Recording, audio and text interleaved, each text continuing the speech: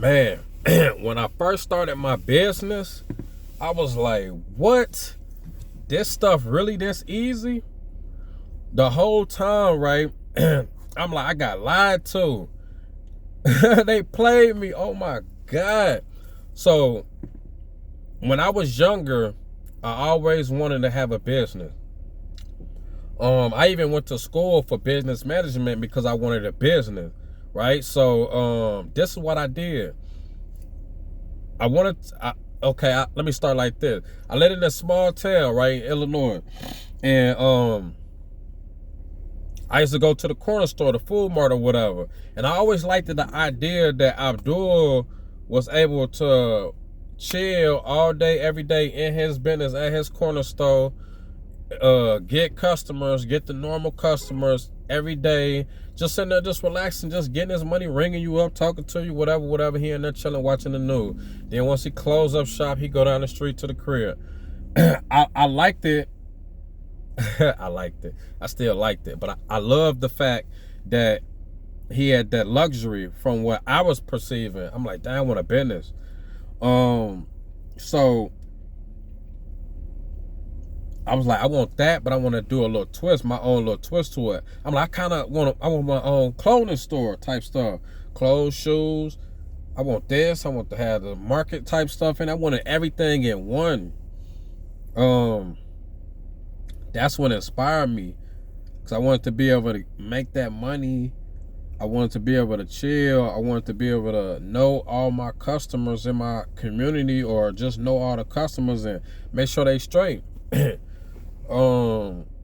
That's what led me into business or entrepreneurship. So when I grew up, I'm like, I'm gonna go to school so I could start a business, because I thought that in order to start a business, you had to get a business loan. In order to get a business loan and all that, to start a business, you need to have a business license. In order to have a business license, you got to go to school to have the knowledge. So you got to have the degree first, and then get the license second, and then you had to get the business loan third, and then you got to get the building fourth. That's what I thought. I didn't know that there was a lot of businesses that you didn't need a license for. I didn't know that there's a lot of businesses that you didn't need to go to school for. I didn't know that you pretty much don't even need to go to school or have a license. You can have somebody, you can hire somebody that got the license. I thought in order for you to get approved for a business loan, you had to have the degree, the license, the business plan. You got to have some money. You had to have people. I thought you had to have an organization and a board and members. I thought it had to be this big thing like on TV. So I'm like, I ain't gonna never be able to start no business. I gotta have all that. So I remember one day I had a dream. It was a weird dream that I went into the bank and tried to apply for a business loan, and I got denied. And in the dream, they was like, you know why you got denied? I'm like, no, ma'am. She say, you ain't even have a business plan.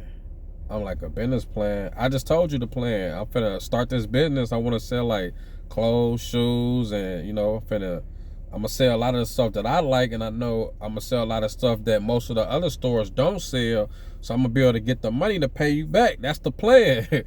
She like, that's not how business plans work. It's in my dream. So I'm like, oh, okay.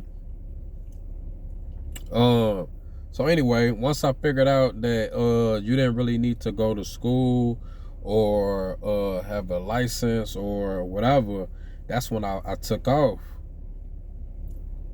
I took off then. I'm like, okay. So anyway, I went to school. I went to Parkland. I got the credits. I didn't finish. But when I was there, I learned something. So I was doing good at school at first, but there's a lot of women in there, and college women is fun. So it's distracting.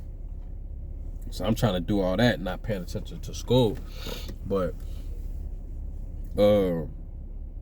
I was in the classes, but they had me doing I guess, other electives that wasn't a part of business. They had me taking environmental classes about the environment and all this other weird stuff.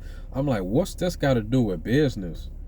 Like, pretty much nothing of the stuff that I was really learning had nothing to do with business or what I'm doing today. I felt like it was a waste of time, so it kind of discouraged me to want to keep going, because I'm like, this is not what I came here to learn. I want to know how to do a business plan, how to get the building, who to go to, how much money, what degree, what license, what program, where to get the stuff from, what warehouse. That's what I'm thinking. They finna tell me like, oh yeah, you want to get clothes and shoes, here go the number to the people that make that stuff. And once you call them, they gonna holler at you and tell you to come to the warehouse, and you just give them your idea and they gonna make it. I'm thinking they finna give me something like that. I ain't getting none of that. I was like, oh man. Okay. So I just said forget it with the schooling part. So where was I at? So anyway,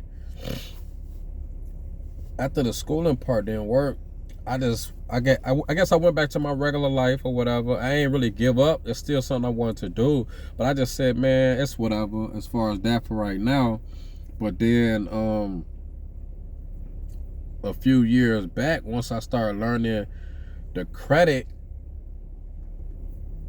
that opened me up to the whole world. That personal credit, learning personal credit made me understand business, because everything is connected back to your personal credit eventually, right? So once I knew that, in order to get a business loan, they're gonna check your personal credit, so you gotta have good personal credit. So once I fixed my personal credit, that's what made me start finding out about business and business credit. But I learned about business first. I learned LLCs, S corps, C corps, trusts, and all that, nonprofits. And when I learned about all these different businesses, I'm like, wait, I thought it was just a limited liability company or a nonprofit. I didn't know it was other stuff. Okay. So after I learned about the types of businesses, and then I started seeing that the stuff that I wanted to do, a lot of it didn't require a license per se. Some of them might have like small little licenses, like a reseller's license, some stuff you can get from the city or whatever. It ain't nothing you necessarily got to go to school for. Some of it you can just go to like a plumbing apprenticeship and get certified, or HVAC certification. You can get that and then go get your business or whatever. So there was different types of things I started learning, and I'm like, oh, okay, so it ain't just one way to open a business or businesses. So once I seen that, I'm like, well, the stuff that I want to do, it don't require that. So cool. So now I know about business. And then it took me to business credit. I forget what part of business made me start learning about business credit. Oh, when I started wanting to find out, okay, since I don't need no license, well, how I'm gonna get the money? I ain't got no 50,000, because that was a number I always had in my head. 50,000 to start a business, 50 or 100,000. That's what I thought watching TV or whatever. So I'm like, I don't have 50,000, and if I did, I'm not finna use it on no business. That's what I was thinking back then. I'm thinking like, man, I'm finna buy a house. I'm about to get some cars, clothes, or whatever. So I'm like, well, how am I gonna get 50,000 or access to that amount of money? You know, I need to get funding. So when I started looking up business money, it started popping up business funding, business credit, business loans. So I think when I seen the business credit, I'm like, wait a minute. I know about personal credit cards. Wait, businesses got credit cards too? Oh, they do. Oh, it's the same thing. Right? So, what part was that? Okay, once I learned it was the same thing, then it was like, how do I get it then? the application process, what's all needed, you know, what do I need to look like in order to get approved. And then it just took me down the business funding rabbit hole. I started learning about P&Ls. I started learning about private personal finance statements, profit and loss statements, tax returns, business plans, projections. I started learning about all this stuff. So I'm like, oh, okay. At the end of the day, when it comes to the money part, it's just like regular people. If I lend you this money, are you gonna pay me back? It's also like, who are you lending the money to? That's what a personal credit part come into play. Who are you lending the money to? So for example, if a random person walk up to you, right? A random person. That's what you doing when you walk into the bank. You're a random person walking in there talking about some, hey, I need 100,000 for this car business. The what? 100 what? Who are you? You know what I'm saying? Did you fill out an application? Yeah, give me a copy of your ID, social security number. We got to pull your credit. That's why they do that. It's the same thing. You outside, somebody walk up to you and they say, hey, I need to borrow $100 and I'll pay you back in a month. You're going to be like, hey man, you all right? Who are you? What's wrong with you? Right? That's strange. Nobody just lets random people with no credentials, no trustworthy factors or anything just borrow no large amounts of money, because the chances of them running off on you and never paying you back is high. That's why a high risk business, right? The chances of them not paying you is high, and you're not in the business of losing money. You're in the business of making money, or making your money make you money, right? So if I walk up on you at Walmart and I say, excuse me, brother or sister, I was just recognizing you and I see that you got a lot of expensive clothes on, and I admire that about you. I could tell you actually successful in life, because the average person couldn't afford nothing like this. So I want to know, is there any way that you willing to invest in a brother like me? So I don't have no business on my own, but here's my business plan. And I hand you a business plan. And I say, if you can loan me $5,000, because I know that them, whatever name shoes, those are $5,000. I know that purse is $10,000. I know that, you know what I'm saying? You start naming out all the clothes and they wear $50,000 worth of clothes, right? But all you looking for is a $5,000 loan from them. You give them your business plan or your idea. You give them a business card. Everything is presentable. You know what I'm saying? You show them your ID. You don't give them your social security number, but you know what I'm saying? You just giving them some information on what it is you're trying to do, or pardon me, what it is you're gonna do if you receive the funding. You're telling them how you're gonna pay them back. You're telling them the expected amount that you're going to pay them back with interest. If you can give a person all the information showing that you did actual research, showing them you got an actual plan, showing them you got actual resources, actual vendors, actual people you're doing business with, showing that this is a industry or some type of thing that you actually doing or you actually got going on, a random person that walk up on you, that'd be weird in the store. But at the same time, you're going to be like, damn, you thorough. I'm gonna take your number. Yeah, I'm gonna look into you. I'm gonna take your number. This might be something that I'm interested in. If not me, I know one of my partners is probably interested in this type of business, man. Because you got it put together. And that's what the bank wants you to have. They want you to have your stuff put together. You know what I mean? That's why I had that binder in the video showing you all the stuff put together, because you gotta present your stuff the right way. That's why people say